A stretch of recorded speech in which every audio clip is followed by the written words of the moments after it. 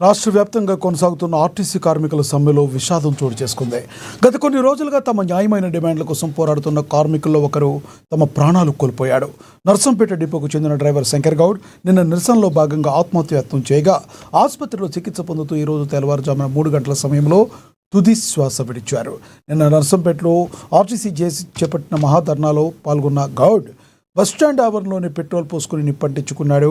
తోటి కార్మికులు పోలీసులు వెంటనే స్పందించి ఆసుపత్రికి తరలించినప్పటికీ పరిస్థితి విషమించిపోవడంతో ఆయన ప్రాణాలు కోల్పోయారు. కాగా డ్రైవర్ శంకర్ గౌడ్ మృతి పట్ల ముఖ్యమంత్రి రేవంత్ రెడ్డి తీవ్ర దిగ్భ్రాంతి వ్యక్తం చేశారు. ఆయన కుటుంబానికి ప్రభుత్వం అన్ని విధాలా అండగా ఉంటుందని భరోసా ఇచ్చారు. క్షణికావేశంలో తీసుకున్న నిర్ణయం ఒక కుటుంబాన్ని తీరని దుఃఖసాగరంలో ముంచిందంటూ సీఎం ఆవేదన వ్యక్తం చేశారు.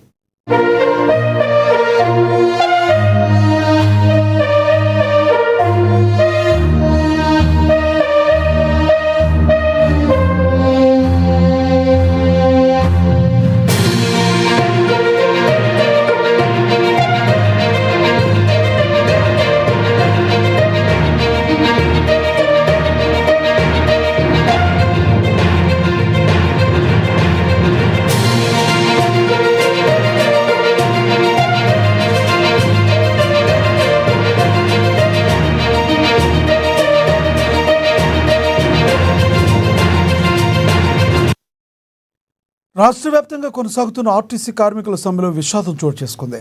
గత కొన్ని రోజులుగా తమ న్యాయమైన డిమాండ్ల కోసం పోరాడుతున్న కార్మికుల్లో ఒకరు ప్రాణాలు కోల్పోయారు.